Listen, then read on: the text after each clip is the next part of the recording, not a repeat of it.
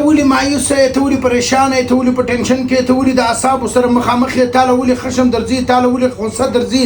بار بار په کور کې پراره خبره باندې ته جنجال کوي، ولې تاله خشم درځي او ولې ته د چړچړاپن پراره خبر باندې تو مې درځي، تاله وجه چې دا ته ولې علاج نه کوي، ته ولې د خپل اعصاب علاج نه کوي، ته ولې د خپل د دماغ خشکي علاج نه کوي، ته ولې د کمزوري علاج نه کوي، آیا څه د اعصابو مسله ده، څو ټیمه څه ده، او ولې د دې مسلې مطابق چې زه تاته یو بهترینه فارموله چې دغه درښامه د ځان سره نوټ کوه، بهترینه وظیفه چې دغه درښامه، بیا به دی نه وایي چې تا نه ده راشولې، او دغه رقم د اعصابو د دماغ خشکي و، د کمزوري و، د ټینشن و، ډیپریشن و، د دې مسلو مسایل لپاره کور ته چې دی پر هره خبر باندې جنجال دا ولې دی وسو، دا ولې دی وسو، دا ولې دی وسلو، د دې لپاره بهترین علاج چې دی هغه نیو لایف سپر پاوډر، نیو لایف سپر پاوډر چې دی هغه په 1 ګیلاس شیدو کې سار نیمه چمچ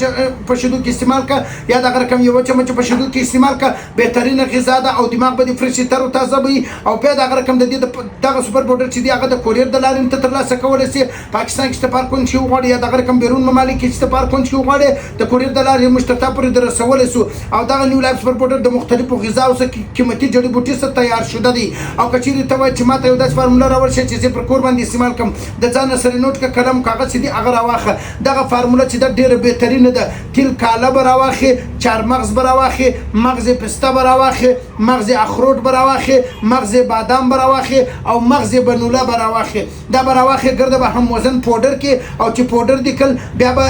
نیمه چمچه یا یوه چمچه چې د هغه به په شیدو باندې استعمالوي، او که چیرې یو ته وایې چې یا دا تا چې کوم پاوډر استعمال جوړ کړی دی دا غواړم، په دې کې چې کوم دي دا قیمتي غذاوې استعمال شوي دي، ریګمایي سوه، سالب مصري سوه، سالب پنجه سوه، کرکرا سوه، مسلي سوپي سولو، او اسګن ناګوري سوله، اسګن ناګوري چې کوم دی هغه